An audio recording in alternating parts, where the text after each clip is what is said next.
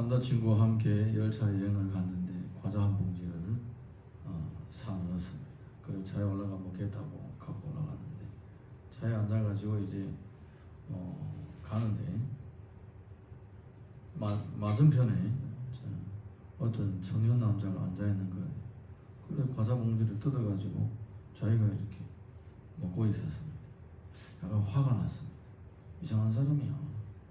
남의 과자를 개봉해가지고 말도 안 하고 그냥 개봉해가지고 먹고 있네. 그래서 굉장히 심기가 불편했습니다. 쳐다보고 한눈 이렇게 힐끔 쳐다봤더니 상대방도 한번 쳐다보더니 계속 먹고 있는 것입니다. 계속 먹고 있었습니다.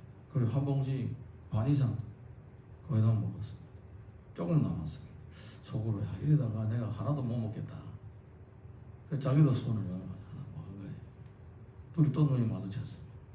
모른 척하고 그냥 내가 그런 줄도 모르고 내가 막 먹고 그러면서 막 먹었습니다. 그랬더니 상대방은 안 먹더래요. 가만히 쳐다보고 있더래요. 그래서 막 먹어버렸습니다. 다 먹고 나서 이제 손 닦고 뭐 이렇게 봉지랑 버리려고 이제 준비를 하고 있으면서 자기 그 이제 가방 안에 있는 물티슈를 꺼내려고 가방을 열어보니까 깜짝 놀랐습니다. 가방 안에 자기가 먹은 그 과자 봉지와 똑같은 게 있는 거예요. 지금까지 자기가 자기 거 먹은 게 아니라 남이 거 상대방 거 뺏어 먹은 거예요.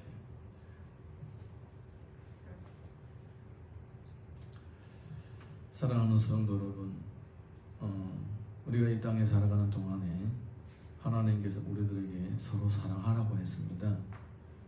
예, 서로 사랑한다는 그 구체적인 실천 행동이 뭐냐? 바로 헌신에서부터 시작되는 것입니다.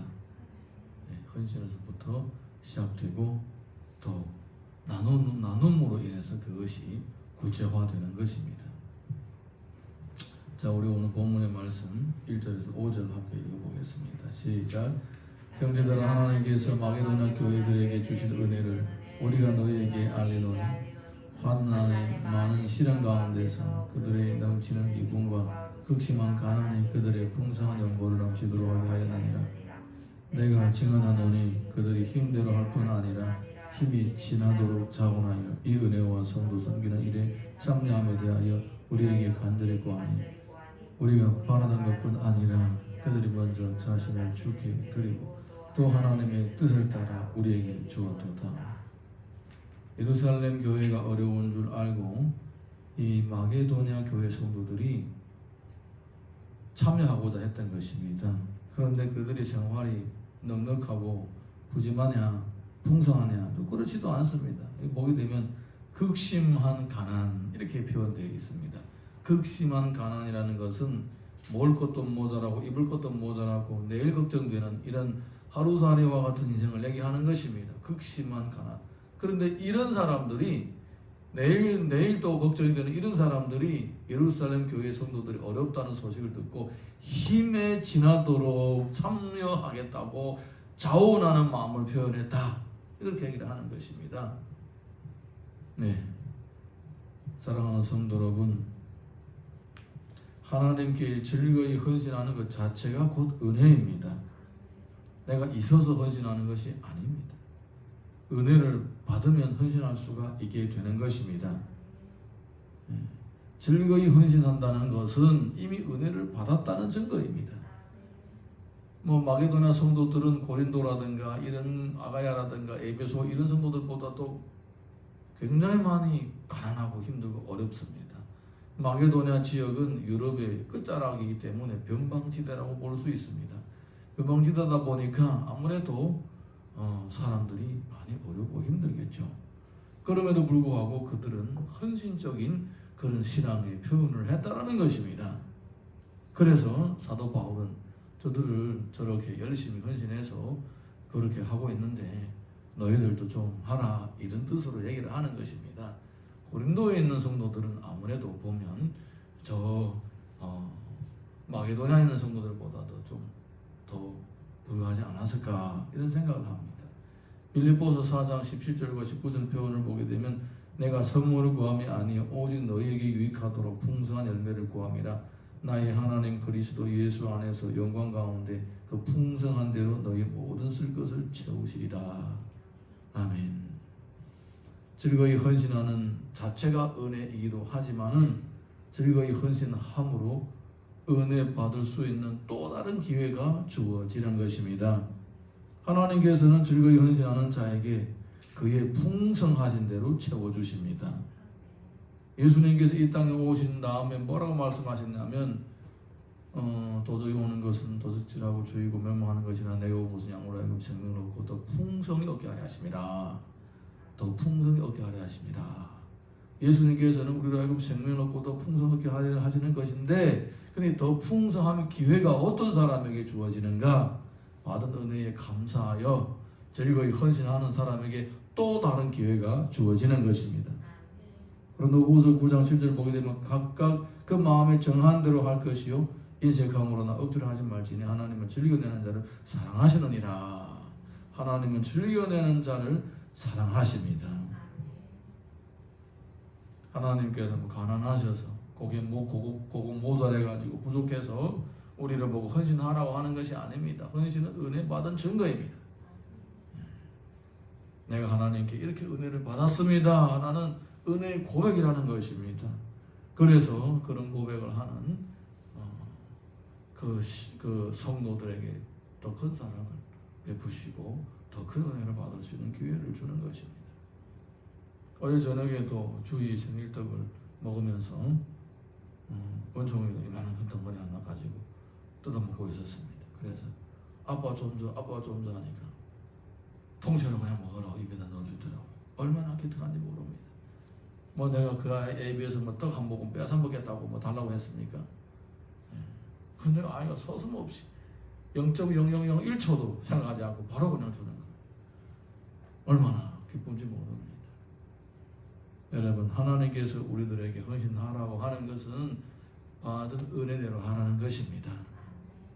그런데 만약에 우리가 헌신하지 않는다면 은혜를 받지 않은 자처럼 그렇게 처신하고 있게 되는 것입니다. 그럼 진짜 은혜 받지 않았느냐? 자기를 한번 돌아보면 됩니다. 내가 은혜를 받았는지 안 받았는지 돌아보면 됩니다.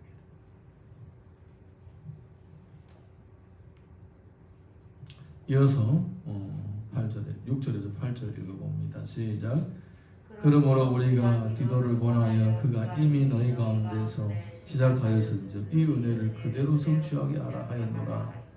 오직 너희는 믿음과 말과 지식과 모든 간절함과 우리를 사랑하는 이 모든 일에 풍성한 것 같이 이 은혜에도 풍성하게 할지니라.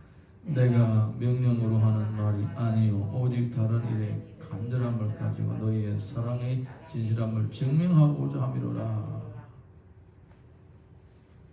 사랑은 물질 헌신하는 데에 비로소 증명되는 것입니다. 사랑은 말로만 하는 것이 아닙니다. 결코 사랑은 어디에서 완벽하게 증명되느냐? 주머니를 털 때. 제가 알고 있는 어떤 분이 지금은 살아계시는지 모르겠지만 사모님하고 정반대입니다. 사모님은 그냥 있으면 다 주는 스타일이에요. 이분은 옛날부터 이제 한국이 가난할 때부터 직장 생활하시고 그래서 일전 한 푼도 쪼개서 쓰시는 그런 성품을 가지고 계시는 분입니다. 그분의 인생의 좌우명은 뭐냐? 일은 해줄 수는 있으나 돈은 줄 수는 없다. 그런 거예요. 누구든지 나보고 도와달라고 해도 얼마든지 흔쾌히 몸은 젊었으니까 몸은 이렇게 움직일 수가 있는데 주모는 절대로 못한다. 그런 좌우명을 가지고 있었다는 것입니다. 그래 나중에는 이제 목사님이 되시고 또 아내와 함께 선교 생활을 하시면서 그렇게 헌신적인 삶을 사시더라고요. 사랑하는 성도 여러분, 우리는 때로는 내가 가장 아끼는 것들이 있습니다. 또 거꾸로 어떤 분들은 나는 돈을 낼 수는 있으나 헌신할 수는 없다. 나는 몸은 움직일 수 없다. 이런 분들도 있어요. 사람마다 헌신의 어떤 가장 헌신하기 싫어하는 그런 부분들이 마음 구석에 있는 것입니다. 그런 것들조차도 내가 주를 생각하면서 헌신할 수 있을 때만이 비로소 사랑이 완벽하게 증명이 되고 표현이 되는 것입니다. 마태복음 6장 19절에서 21절 읽습니다. 시작. 너희를 위하여 보물을 이거 내만 있는 거네. 읽어드릴게요. 너희를 위하여 보물을 땅에 쌓아두지 말라. 거기에는 좀과 동록이 해하며 도둑이 구멍을 뚫고 도둑질하느니라. 오직 너희를 위하여 보물을 하늘에 쌓아두라. 거기는 좀이나 동록이 해하지 못하면 도둑이 구멍을 뚫지도 못하고 도둑질도 못하느니라. 내 보물이 있는 그곳에는 내 마음도 있느니라. 물질 헌신을 통하여 하나님 나라의 보물을 쌓으면 영원히 썩지 않습니다. 그래서 하나님께서 우리를 보고 물질을 헌신하라고 하시는 것입니다. 자, 이어서 9절에서 12절 함께 읽습니다. 시작. 우리 주 예수 그리스도의 은혜를 너희가 알거니와 부요하신 이로써 너희를 위하여 가난하게 되심은 그의 가난함으로 말미암아 너희를 부요하게 하려 하심이라. 이 일에 관하여 나의 뜻을 알리노니 이 일은 너희에게 유익함이라. 너희가 1년 전에 행하기를 먼저 시작할 뿐 아니라 원하기도 하였은즉 이제는 하던 일을 성취할지니 마음에 원하던 것과 같이 완성하되 있는 대로 하라. 할 마음이 있으면 있는 대로 받으실 터이요 없는 것을 받지 아니하시리라. 1년 전에 이미 헌신하겠다고 대답을 한 것이었습니다. 그래서 지금 벌써 1년 됐으니까 헌신하라고 얘기를 하고 있습니다. 그리고 있는 대로 하라는 것입니다. 있는 대로. 그러면서 뭐라고 얘기를 하냐면 예수님께서는 부요하신 분으로서 너희를 위하여 가난하게 되셨다. 예수님은 가장 좋은 헌신의 모범이십니다.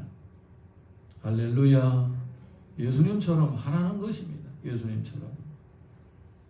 예수님께서 부유하신 분으로서 너희를 위해서 가난하게 되셨으니까 너희들은 그 부유함으로 저를 위하여 헌신하고 모든 교회를 위하여 헌신하라. 이렇게 말씀하고 있는 것입니다. 로마서 15장 5절에서 6절 보게 되면 이제 인내와 위로의 하나님이 너희로 그리스도 예수를 본받아 서로 뜻이 같게 하여 주사 한 마음과 한 입으로 하나님 곧 우리 주 예수 그리스도의 아버지께 영광을 돌리게 하려 하노라. 그리스도를 본받는 것이 곧 하나님께 영광을 돌리는 삶입니다. 예수님처럼 즐거이 헌신할 때에만이 비로소 그것이 하나님께 영광이 되는 것입니다. 또 이어서 우리가 13절에서 15절 읽습니다. 시작. 이는 다른 사람들은 평안하게 하고 너희는 공고하게 하려는 것이 아니요 균등하게 하려 함이니 이제 너희의 넉넉한 것으로 그들의 부족한 것을 보충하면 후에 그들의 넉넉한 것으로 너희의 부족한 것을 보충하여 균등하게 하려 함이라. 기록된 것 같이 많이 거둔 자도 남지 아니하였고 적게 거둔 자도 모자라지 아니하느니라. 나눔은 하나님 나라의 원리입니다. 내가 있는 것을 나누게 되고 다른 사람도 자기 있는 것을 나누게 되면서 하나님의 나라의 이 공동체가 비로소 튼튼하게 세워지는 것입니다. 로마서 15장 27절 보게 되면 저희가 기뻐서 하였거니와 또한 저희는 그들에게 빚진 자니 만일 이방인들이 그들의 영적인 것을 나누어 가졌으면 육적인 것으로 그들을 섬기는 것이 마땅하니라. 아멘. 서로 부족한 것을 채워줄 때에 하나님의 나라가 풍성하게 임하는 것입니다. 없는 것을 하라는 것이 아니라 있는 것을 헌신하라고 하는 것입니다. 고린도 교회나 로마 교회라든가 에베소 교회라든가 안디옥 교회라든가 이런 교회들은 다 부유한 교회들입니다. 그래서 사도 바울은 다니면서 헌금하라고 했던 것입니다. 어려운 예루살렘 교회는 산꼭대기에 있습니다. 말이 꿀이 흐르고 젖이 흐르는 곳이지 이미 그들이 하나님께 범죄함으로 그 지역이 더럽혀지고 그럼으로써 농사도 잘 안 되고 아주 척박한 땅으로 그렇게 안 좋아진 것입니다. 그래서 흉년이 자주 왔습니다. 교회 성도들도 참 어려운 거예요. 그래서 주변에 있는 부유한 교회들이 좀 이렇게 헌금이 많은 교회들 보고 구제를 해라고 했던 거예요. 그러면서 사도 바울은 예루살렘 교회는 모교회고 여기에서부터 성령의 역사가 일어나고 온 땅에 퍼지게 됐으니까 영적으로 너희는 영적으로 빚진 자다. 복음의 빚진 자다. 그러니까 물질 정도 헌신하는 것은 당연한 것이다. 이렇게 얘기를 했던 것입니다. 사랑하는 성도 여러분, 하나님께서는 우리를 보고 없는 것을 뭐 어떻게 만들어가지고 헌신하라는 것이 아니라 지금까지 은혜를 받고 살아왔으니까 그러므로 은혜를 받고 지금 가지고 있는 것으로 헌신하라는 것입니다. 할렐루야. 뭐 물론 없는 것을 만들어서 헌신하고자 하는 마음은 더 기뻐하시겠죠. 예전에 목사님들이 간증을 들어보게 되면 한국에서 얘기하면 모르는 사람 없을 정도로 유명한 교회가 있습니다. 돌로진 교회가 있습니다. 그 교회 성도들은 다 가난했대요. 그 당시 강남 지역에는 사람들이 별로 없었던 곳이었대요. 그때 하나님으로부터 은혜를 받은 장로님들이 교회를 짓자고 해가지고 돈을 한 푼 모아서 돌 하나하나 모아서 그렇게 성전을 짓기 시작을 했대요. 그런데 강남 땅이 갑자기 개발이 돼가지고 수많은 성도들이 전부 다 벼락부자가 돼가지고 그래가지고 그 예배당 지금도 아주 예쁘게 멋지게 서 있어요. 지었다고 그렇게 얘기를 하시더라고요. 네, 그런 사람들도 있습니다. 그런데 그건 어디까지나 자기의 믿음이고 최소한은 하나님 앞에 있는 것 가지고 헌신을 하라는 것입니다. 아멘입니까? 히브리서 13장 16절 보게 되면 이런 내용이 있습니다. 오직 선을 행함과 서로 나눠주기를 잊지 말라. 하나님은 이 같은 제사를 기뻐하시느니라. 하나님은 나누는 자를 기뻐하신다라고 하셨습니다. 나누는 자를. 사도행전 4장 33장 4장 33절에서 35절에 이런 기록이 있습니다. 사도들이 큰 권능으로 주 예수의 보혈을 증언하니 우리가 큰 은혜를 받아 그 중에 가난한 사람이 없으니 이는 밭과 집 있는 자는 팔아 그 판 것의 값을 가져다가 사도들의 발 앞에 두매 그들이 각각 사람의 필요를 따라 나누어 줍니다. 바나바 같은 경우에는 자기 집까지 팔아서 예루살렘 교회의 어려움을 함께 동참했습니다. 그리고 그는 선교사로 헌신해서 나중에는 자기의 조카 마가를 성경을 기록하는 그러한 유명한 속사도로 만들어 놓습니다. 사랑하는 성도 여러분, 헌신은 곧 구원받은 자의 열매입니다. 하나님은 이렇게 열매를 맺는 사람들에게 더 큰 은혜를 주셔서 그 가지를 깨끗하게 하시고 더 많은 열매를 맺게 하신다라고 말씀하셨습니다.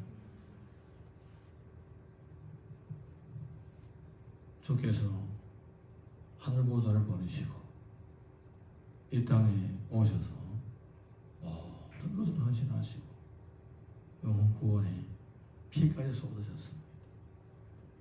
옷까지 다, 옷 한 개까지 남은 것이 없이 옷까지 다 벗었습니다. 실로락이 하나 남지 않고 다 내놨습니다. 그리고 돌아가셨습니다. 그러면서 예수님께서는 나를 본받으라고 말씀하십니다. 하나님은 우리를 보고 예수님처럼 그렇게 실오라기 하나 남기지 않고 다 가지나라고 그렇게 말씀하지는 않습니다. 은혜 받은 대로 하라고 하시는 거예요. 여러분, 다른 거는 내가 주를 위해서 내놓을 수도 있는데 이것만은 안 된다라고 끝까지 견고한 진으로 붙잡고 있는 것이 혹시 있다면 하나님 앞에 회개하십시오. 내가 온전한 사랑으로 주님을 사랑하지 못한 죄를 용서하여 주옵소서. 뭔가 계속 남겨두고 조건적인 사랑을 하고 있었던 내 모습 보여주셔서 감사합니다. 이제부터는 주를 위하여 뭐든지 헌신할 수 있는 믿음을 허락하여 주옵소서. 그렇게 주 앞에 기도할 수 있기를 바랍니다. 자, 우리 찬양 하나 부르고 함께 기도하겠습니다.